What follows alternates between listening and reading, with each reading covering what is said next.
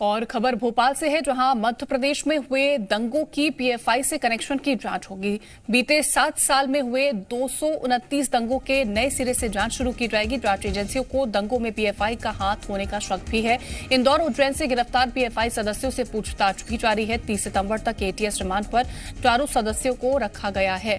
तो इंदौर उज्जैन से इनको गिरफ्तार किया गया था, पीएफआई से संबंधित थे और अब जांच एजेंसियों को दंगों में पीएफआई का हाथ होने का शक है और इसी वजह से बीते 7 साल में जो 229 दंगे हुए, नए सिरे से उन दंगों की जांच की जाएगी, क्योंकि पीएफआई का हाथ होने का शक इन जांच एजेंसियों को है। जिसके बाद इंदौर उज्जैन से बीते दिनों जिन 4 पीएफआई सदस्यों को गिरफ्तार किया गया था, अब उनसे दोबारा पूछताछ लगातार की जा रही है।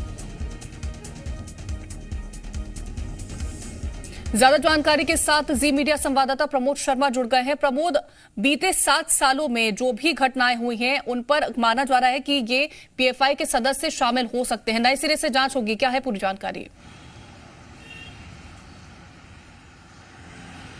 देखिए, पीएफआई जो सदस्य पकड़े गए हैं उनके पास से जो जानकारी एटीएस को मिली है और जो इलेक्ट्रॉनिक डिवाइस मिले हैं, कई साहित्य मिले हैं और जो वो अभियान चला रहे थे, इन सबको जोड़कर उनका देखिए मकसद एक ही था, दंगे भड़काना और एक जो सरिया कानून, जो इस्लामिक सरिया कानून है वो लागू करना और देश की शांति व्यवस्था को भंग करना।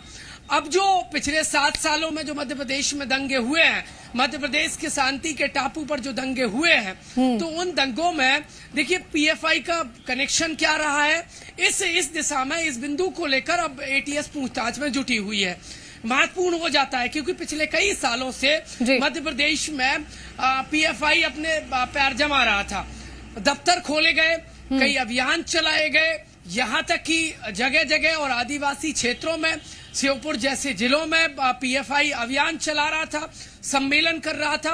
और देखिए, आज से पहले मध्य प्रदेश में कभी इतने दंगे नहीं हुए और पीएफआई पिछले कई सालों से पॉलिटिकल कनेक्शन के जरिए यहाँ पर देखिए अभियान चला रहा था। अब इन दंगों में कितना कनेक्शन है ये तो पूछताछ के बाद साफ हो पाएगा, लेकिन पिछले 7 सालों में 229 दंगे हुए, कई लोग भी पकड़े गए। अब पीएफआई का इन दंगों में कितना हाथ रहा, इस दिशा में महत्वपूर्ण हो जाता है और ये नए सिरे से अब एटीएस पूछताछ कर रही है। 30 तारीख तक पीएफआई के चारों जो पकड़े गए मेंबर हैं वो एटीएस की देखिए रिमांड पर हैं। उनसे पूछताछ में हर दिन एक नया खुलासा हो रहा है और चौंकाने वाले खुलासे हो रहे हैं। शांति के टापू मध्य प्रदेश, जो देश का दिल कहा जाता है, वहां पर अशांति का बीज ये पीएफआई मेंबर बो रहे थे। देखिए, आतंकियों की तरह ये काम कर रहे थे। इन्हें आतंकी कहा जाए तो कुछ गलत नहीं होगा, क्योंकि इनके पास से ऐसे साहित्य मिले हैं जो मध्य प्रदेश की शांति व्यवस्था के लिए कतई ठीक नहीं थी। अब महत्वपूर्ण तो ये है कि एटीएस को इंतजार है, जो इनके पास से जो लैपटॉप मिले हैं, जो मोबाइल मिले हैं, कई और इलेक्ट्रॉनिक गैजेट्स मिले हैं, वो उनमें क्या है, जैसे ही वो रिपोर्ट आएगी तो एक बड़ा खुलासा हो सकता है। बिल्कुल, वो रिपोर्ट आएगी तो बड़ा खुलासा हो पाएगा। लेकिन प्रमोद, ये बताएगा कि 7 साल तक अभी जितने भी दंगे हुए उनकी तहकीकात किस प्रकार से की जाएगी? क्या नई टीमों का गठन किया जाएगा? क्या कुछ प्रक्रिया रहेगी?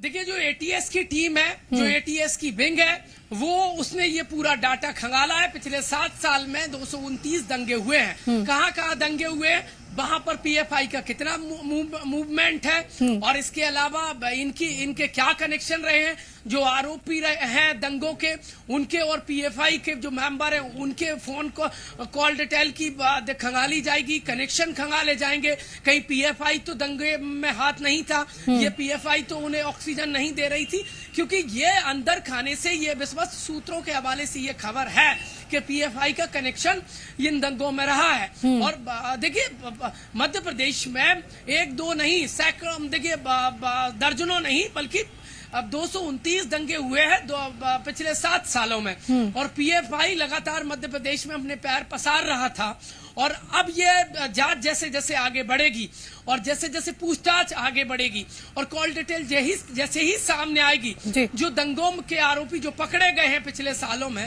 उनके और जो पकड़े गए पीएफआई के जो चारों मेंबर हैं, इसके अलावा कई और एटीएस की रडार पर हैं। पीएफआई और एसडीपीआई के जो पॉलिटिकल पार्टी है उनके जो मेंबर हैं, इनकी जैसे ही कॉल डिटेल आएगी, इनके मूवमेंट की बिल्कुल, बाकी जब पूछताछ आगे भी जारी रहेगी, जब खुलासे होंगे, जो भी दस्तावेज बरामद किए गए हैं उनकी पूरी तरह से जांच हो जाएगी और भी खुलासे होने का यहाँ पर जानकारी निकल के जरूर सामने आ रही है। प्रमोद, तमाम जानकारी पहुंचाने के लिए आपका बहुत शुक्रिया।